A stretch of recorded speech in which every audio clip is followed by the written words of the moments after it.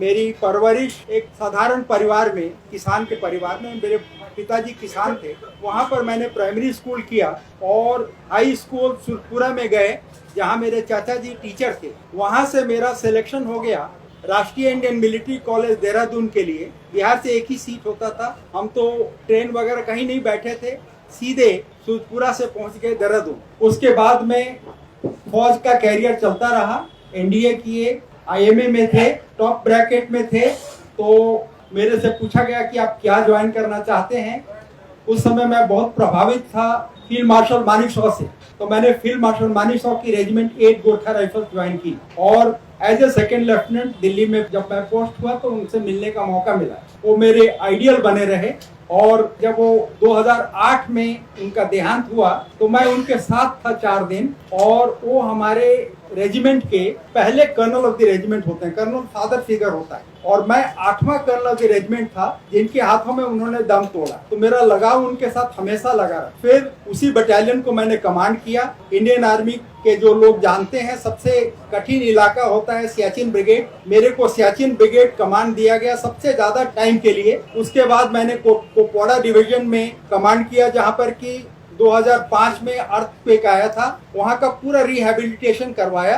General Sinha जो होते थे उस समय गवर्नर होते थे और मेरे को वहाँ के अति विशिष्ट सेवा मेडल से सम्मानित किया गया। उसके बाद में मैं उसी रैंक में पूना गया सदर्न कमांड में जहाँ पर कि मिलिट्री वर्ल्ड गेम्स किया जा रहा था पहली बार। उसका पूरा संचालन मेरे हाथों में था और बहुत अच्छा प्रेज हुआ। उसके बाद में मैंने लेह का, जो कि हमारे इंडियन आर्मी का सबसे कठिन और सबसे बड़ा कोर है, उसका कमांड दिया गया। उस समय चाइनीज का जो बिल्डअप हो रहा था उसके लिए पूरा आर्मर्ड रेजिमेंट्स और टैंक्स उस समय मेरे को, मैं अपना श्रेय ले सकता हूं कि मैंने उसको इंडक्ट कराया। वहीं पर वो जो बॉर्डर के जो बना हुआ डिफेंसेस और इंफ्रास्ट्रक्चर बन रहे हैं तो उस समय स्टार्ट किया गया, जबकि अब बहुत अच्छे क्वालिटी के हो गए।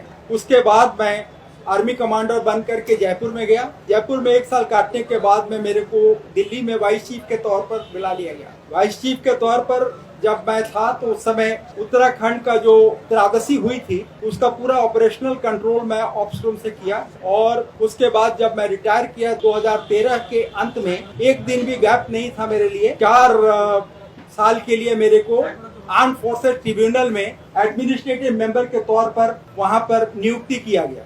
अब जब मेरा पूरा 41 साल फौज की नौकरी, 4 साल जज की नौकरी, ये सब पूरा होने के बाद जब मैंने पीछे देखा तो मैंने कहा कि अपना मैंने फर्स्ट इनिंग्स जितना हो सकता था देश की सेवा में लगा दिया। अब सेकेंड इनिंग्स में मेरे को अपने गांव की तरफ जाना है। तो जब प्रशांत जी ने ये प्रपोजल दिया तो मेरे को लगा कि अब मैं इसी के लिए देख रहा हूँ कि जो बचा खुचा समय है वो वापस अपने समाज को देने में बिताऊं। तो जब मैंने अपने गांव से पूछा तो गांव में बहुत उत्साहित हुए लोग, सब लेडीज वगैरह, पूरा घर भर गए। सबका यही था कि बबुआ तू जा, हमनी के लाइफ अच्छा करो।